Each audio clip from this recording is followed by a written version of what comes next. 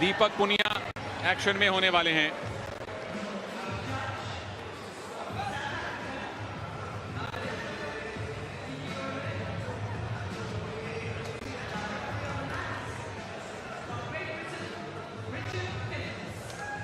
England के Richard Philips, दक्षिण Africa के मार्गरेटा इस मुकाबले में ऑफिशियल हैं। भारत को आशा है अपने लगातार तीसरे गोल्ड की। दीपक पुनिया सेमीफाइनल थोड़ा कड़ा संघर्ष करना पड़ा, लेकिन quarter final round of 16 technical superiority पे जीता। और ये हैं मोहम्मद इनाम। सेमीफाइनल में इनका भी कड़ा मुकाबला था। क्वार्टर फाइनल और राउंड ऑफ 16 में बहुत ज्यादा चुनौती इनको नहीं मिली।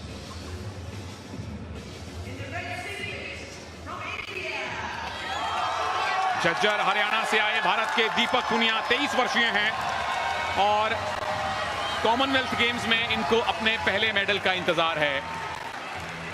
इससे पहले वर्ल्ड चैंपियनशिप में सिल्वर मेडल जीत चुके हैं, जूनियर वर्ल्ड रेसलिंग में गोल्ड जीत चुके हैं, वर्ल्ड कैडेट चैंपियनशिप में गोल्ड जीत चुके हैं।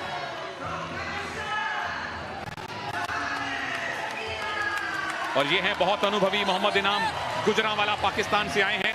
दिल्ली कॉमनवेल्थ गेम में gold medal, Gold Coast Commonwealth game में गोल्ड मेडल, 2 बार के world beach wrestling champion, Asian beach games के gold medalist, world beach games के गोल्ड मेडलिस्ट। और सामने भारत के उभरते हुए बेहतरीन पहलवान दीपक पुनिया, जो कि टोक्यो में मेडल जीतते जीतते रह गए थे, लेकिन यह कसर यहां पर पूरी करनी होगी गोल्ड मेडल जीतने के लिए।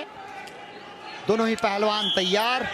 रेफरी द्वारा कुश्ती की शुरुआत कर दी गई है।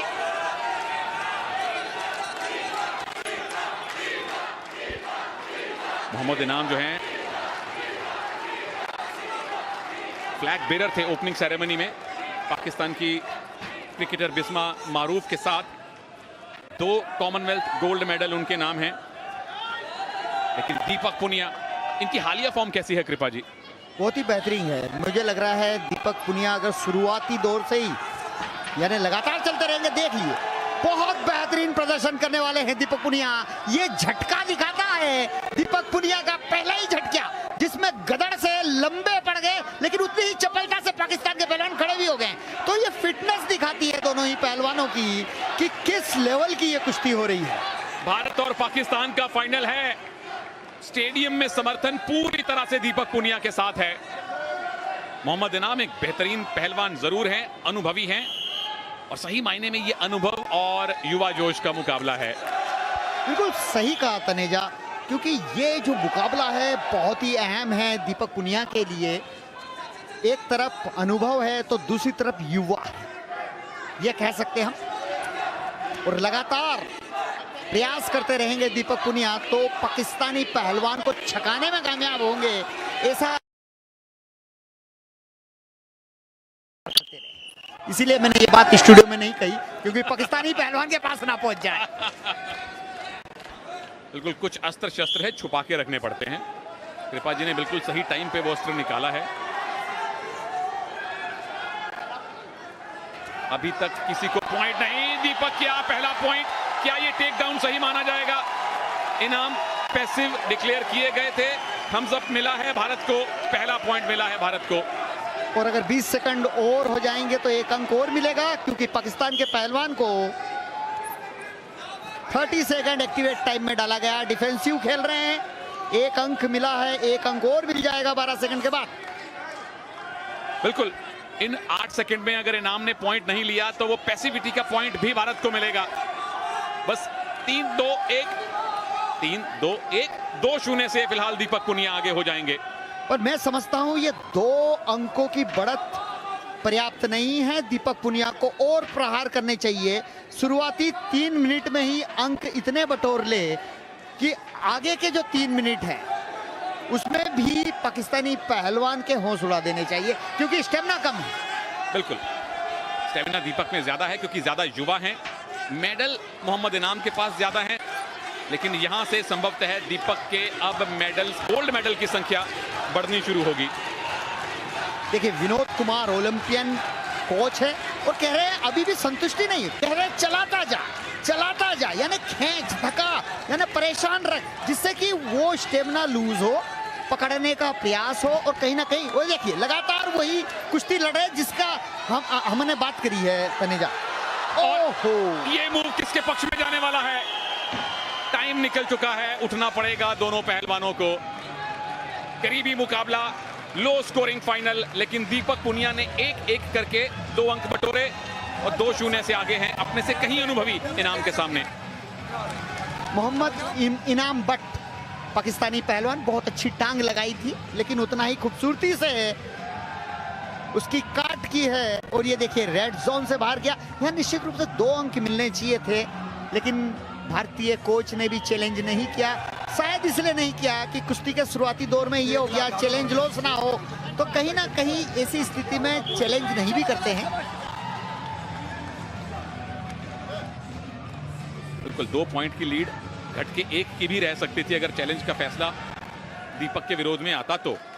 चलिए, भारत के फिलहाल गोल्ड मेडल हैं 8, यहां जीते तो 9 गोल्ड मेडल हो जाएंगे। स्कॉटलैंड को चुनौती देना, स्कॉटलैंड को पीछे छोड़ देगा भारत मेडल्स टैली में अगर दीपक ये गोल्ड लाते हैं तो। मोहम्मद इनाम बट के पास 2 गोल्ड मेडल हैं कॉमनवेल्थ गेम्स में, पर स्टेमिना दीपक के पास है और इनाम के चेहरे पे थकान दिखने लगी है। दीपक के पास पूरे स्टेडियम का समर्थन है। ओ, टंगड़ी अड़ाने की कोशिश, बच गए इनाम, अनुभव है उनके पास। ये बहुत अच्छी बात है, हाथ और पैर दोनों ही चला रहे हैं, लगातार खींचने का प्रयास और भाग रहे हैं पाकिस्तान के पहलवान, ग्रिप से भाग रहे हैं। निश्चित रूप से रेफरी द्वारा हिदायत दी गई है, ब्लू टैग द्वारा उन्हें वार्न किया गया है। रेड और ब्लू 2 टैग रेफरी के हाथ में होता है और उसी हाथ को आगे करके बताया जाता है, क्योंकि इतनी आवाज में सुनाई तो देता नहीं है, लेकिन हाथ रेंज किया उससे पता चल जाता है कि आप भागिए मत। और फिर से ग्रिप बनाने की कोशिश, डिफेंस ही कर रहे हैं मोहम्मद इनाम अब तक तो। दीपक अगर बाहर ले गए तो 1 पॉइंट मिलेगा, क्या बाहर गए? जी नहीं, और काउंटर अटैक। वापस आइए, 1 पॉइंट और मिला है दीपक को, क्योंकि रेफरी के अनुसार मोहम्मद इनाम बट स्टैंडिंग पोजीशन से ऑरेंज पट्टी से बाहर निकल गए थे। पर यहाँ पे इनाम बट नाखुश नजर आ रहे हैं कि ये पॉइंट गलत दे दिया गया। हालांकि स्टैंडिंग पोजीशन से आप जोन से बाहर जा रहे हैं, तो ये कई बार प्रैक्टिस होती है, थोड़ी सी बहस कर लें और आप ऑक्सीजन कैरी कर लें। बिल्कुल, एक ब्रीदर मिल जाता है। दोनों रेसलर थके हुए हैं, क्योंकि 6 मिनट गुत्थम गुत्थी होना बहुत कठिन काम है। 9वां गोल्ड मेडल क्या भारत को दीपक पुनिया दिलवाने वाले हैं?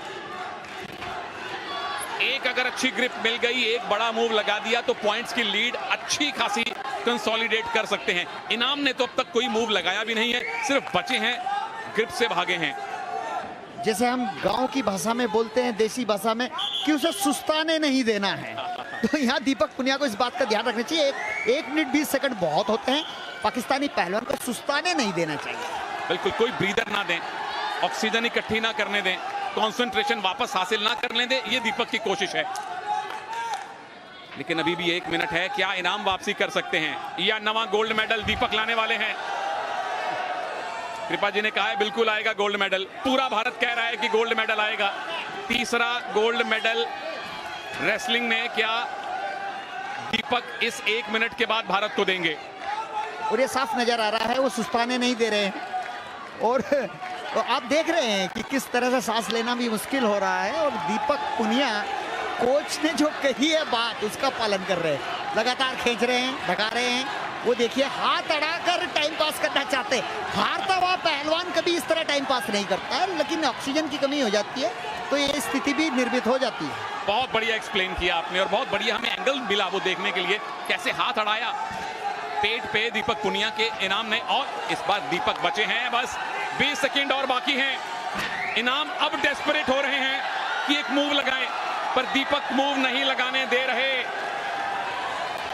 दीपक के पास कंट्रोल है, दीपक पुनिया के पास भारत का समर्थन है, और अब दीपक पुनिया के पास कॉमनवेल्थ गेम्स का गोल्ड मेडल भी है। 3-0 से दीपक पुनिया ने भारत को रेसलिंग का 3रा गोल्ड मेडल दिलवाया है, और ओवरऑल टैली में 9वां गोल्ड मेडल जुड़ गया है भारत के खाते में। भारत ने पाकिस्तान को हराया है फाइनल में।